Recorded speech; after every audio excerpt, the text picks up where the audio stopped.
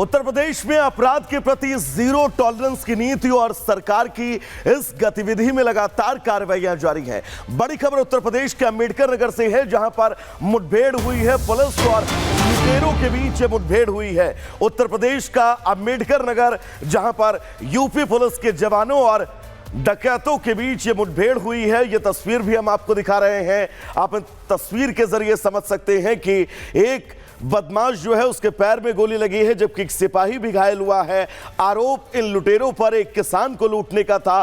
Tractor trolley लेकर ये आरोपी फरार हो गए थे, जिसके बाद पुलिस निशानदेही के बीच इन अपराधियों तक पहुंची और अब इनको मुठभेड़ के बाद गिरफ्तार कर लिया गया है। तो ये तस्वीर उत्तर प्रदेश से सामने आ रही है, जहां आप तस्वीर देख सकते हैं कि मुठभेड़ में कैसे ये लुटेरा पकड़ा गया है।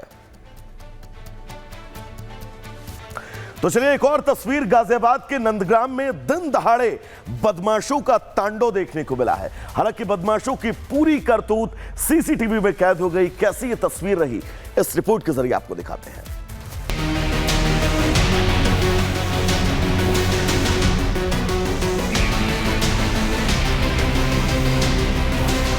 बदमाशों की करतूतों का चीख चीख कर सबूत देती, गुंडों की हर कारगुजारी का पुख्ता प्रमाण देती ये तस्वीरें गाजियाबाद के नंदग्राम थाना क्षेत्र के गड़ी गांव की है, जहां पर आधार चौधरी नाम के शख्स के घर पर बदमाशों ने दिन दहाड़े ताबड़तोड़ फायरिंग, दहशत का नंगा नाच किया और घर में खड़ी गाड़ियों में जमकर तोड़फोड़ कर डाली। गाड़ियों के टूटे शीशे और फर्श पर फैले उनके टुकड़े बदमाशों के बुलंद हौसले की गवाही दे रहे हैं। निशांत के द्वारा और उसके अन्य साथीगणों के द्वारा उनके घर पे अचानक से हमला किया गया और उनके साथ मारपीट की गई। उनके परिवारजनों को चाकू से घायल किया गया और जान से मारने की नीयत से फायरिंग की घटना कारित की गई। उनके गाड़ियों में तोड़फोड़ की गई। बदमाश बाइक पर सवार होकर वारदात को अंजाम देने आए थे, जो घर में लगे सीसीटीवी में कैद हो गए। 2-3 बाइक्स पर सवार होकर आए 5 से 6 बदमाशों को सीसीटीवी फुटेज में देखा जा सकता है, जो बिना किसी हिचक के, बिना किसी डर के, बिना किसी भय के घर में घुसते हैं और दिन दहाड़े जमकर तोड़फोड़ करते हैं। इस संबंध में तत्काल उचित धाराओं में मुकदमा पंजीकृत थाना अजा पे कर लिया गया है। अभियुक्त गणों की गिरफ्तारी की जा रही है। बदमाशों ने बुलंद हौसले को दिखाते हुए वारदात को अंजाम तो दे दिया, लेकिन अब पुलिस भी मामले की जांच में जुट गई है और योगी के यूपी में पुलिस हर बदमाश का बराबर हिसाब करती है, वो भी ऐसे कि वो फिर से किसी वारदात को अंजाम देने की हिमाकत नहीं कर पाता। ऐसे में अब देखना होगा कि इन बदमाशों पर पुलिस कब तक शिकंजा कस पाती है। Bureau report, Republic Bharat. तो चलिए आगे बढ़ेंगे। उत्तर प्रदेश के शाहजहांपुर से एक ऐसी तस्वीर हम आपको दिखाएंगे, जो तस्वीर आपके लिए देखना बहुत जरूरी है। दरअसल यूपी के शाहजहांपुर की तस्वीर है, जहां पर आप देख सकते हैं एक घर में मांगलिक कार्यक्रम का आयोजन किया जा रहा था। इसी बीच दर्जनों की संख्या में दबंग यहां पर लाठी डंडों से लैस होकर पहुंचते हैं, परिवार पर हमला कर देते हैं और न सिर्फ हमला, यहां पर मौजूद महिलाओं के साथ भी बदसलूकी की जाती है। पूरी तस्वीर, पूरी खबर इस रिपोर्ट के जरिए। इन तस्वीरों को देखिए। उत्तर प्रदेश के शाहजहांपुर का ये वीडियो है, जहां दबंगों का आतंक ऐसा है कि ना इन्हें पुलिस का डर है और ना ही कानून का। तस्वीरों में आप देख सकते हैं कि एक घर में कार्यक्रम का माहौल है। इसी बीच कुछ दबंगों की गुंडागर्दी देखने को मिल रही है। हाथों में लाठी डंडे, पत्थर फेंकते और महिला के साथ ये लोग बदसलूकी कर रहे हैं। दरअसल शाहजहांपुर के गांव कसारी कला की ये तस्वीर है, जहां कार्यक्रम के दौरान देर शाम 2 पक्षों के बीच जमकर लाठी डंडे चले, जिससे कई लोग गंभीर रूप से घायल हो गए। सभी घायलों को अस्पताल में भर्ती कराया गया है। जिस महिला पर हमला किया गया, उस महिला का कहना है कि रात करीब 9 बजे वो अपने घर पर कार्यक्रम की तैयारियों में व्यस्त थी।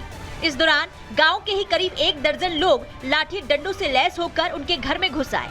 आरोपियों ने न केवल लूटपाट की कोशिश की, बल्कि महिला के बाल पकड़कर उसे जमीन पर घसीटा। इस हमले में महिला के बेटे सहित परिवार के 2 और सदस्य घायल हो गए हैं। आरोपियों के पास अवैध हथियार भी थे। आसपास के लोगों के शोर मचाने पर आरोपी मौके से फरार हो गए। ये घटना एक स्थानीय कार्यक्रम के दौरान हुई, जिसका किसी ने वीडियो बना लिया, जो अब सोशल मीडिया पर वायरल हो रहा है। पुलिस ने शिकायत दर्ज कर मामले की जांच शुरू कर दी है। Bureau report, Republic Bharat. तो शाहजहांपुर की इन तस्वीरों के बीच अब आगे बढ़ेंगे और बात मध्य प्रदेश के पन्ना टाइगर रिजर्व की करेंगे, जहां पर एक तस्वीर सामने आई है। एक बाघिन अपने 2 शावकों के साथ जंगल में चहलकदमी करती हुई नजर आ रही है।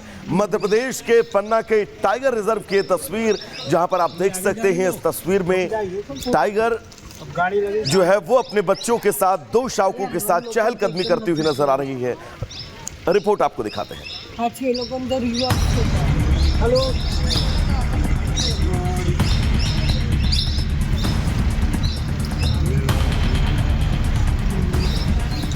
अब पन्ना टाइगर रिजर्व से एक वीडियो सोशल मीडिया पर वायरल हो रहा है।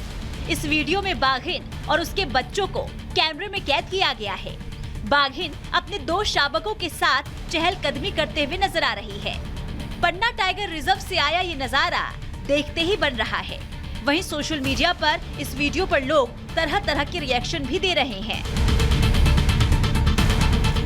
इस वीडियो में बाघिन अपने नन्हे नन्हे शावकों के साथ सड़क पार कर नदी की तरफ जाते हुए दिखाई दे रही है। बाघिन P151 अपने बच्चों के साथ सावधानी बरतते हुए सड़क पार कर रही है, तो वहीं बच्चे शावक अपने मां के पीछे पीछे मस्ती करते नजर आ रहे हैं। चहलकदमी करते हुए शावकों की उम्र करीब 2 से 3 महीने बताया जा रहा है। पन्ना टाइगर रिजर्व पन्ना की फेमस बाघिन P151 अब तक 9 शावकों को जन्म दे चुकी है। पहली बार में 1 शावक को, दूसरी बार में 2 शावकों को और तीसरी बार में 4 शावकों को जन्म दिया है। हालांकि पन्ना टाइगर रिजर्व प्रबंधन ने अब तक इसकी पुष्टि नहीं की है। Bureau report, Republic Bharat. दर्शकों, दिल्ली के विधानसभा चुनाव के नतीजे और सबकी नजर जहां दिल्ली पर टिकी थी, तो उत्तर प्रदेश की एक सीट पर उपचुनाव और मिल्कीपुर में बीजेपी की जीत तो जरूर हो गई, लेकिन समाजवादी पार्टी ने मिल्कीपुर की सीट को जीतने के लिए एड़ी से चोटी का जोर लगा दिया था। यहां तक कि वहां के सांसद अवधेश प्रसाद की वो तस्वीर भी आपको याद होगी, जिसमें वो दहाड़े मार मार कर रोते हुए भी नजर आए। लेकिन इन सब के बावजूद भी बीजेपी ने मिल्कीपुर में न सिर्फ जीत बल्कि शानदार जीत दर्ज की है। रिपोर्ट आपको दिखाते हैं।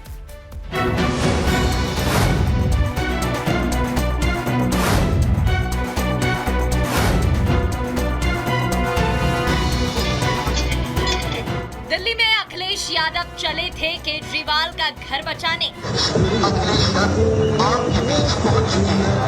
तो इधर यूपी की मिल्कीपुर सीट पर खेला हो गया। अखिलेश यादव को जोर का झटका लगा है। अयोध्या हार का बदला बीजेपी ने ले लिया और मिल्कीपुर सीट पर अब तक की सबसे बड़ी जीत दर्ज की है। बीजेपी के उम्मीदवार चंद्रभानु पासवान ने जबरदस्त जीत हासिल करते हुए सपा उम्मीदवार अजीत प्रसाद को करारी शिकस्त दी है। 60,000 से ज्यादा वोटों के अंतर से सपा प्रत्याशी की हार। 65% से ज्यादा मतदाताओं ने वोटिंग की। मतदान प्रतिशत 2022 के विधानसभा चुनावों से अधिक था। सपा जहां इस सीट को बरकरार रखने की कोशिश कर रही थी, वहीं बीजेपी फैजाबाद में हार का बदला लेने का मौका ढूंढ रही थी।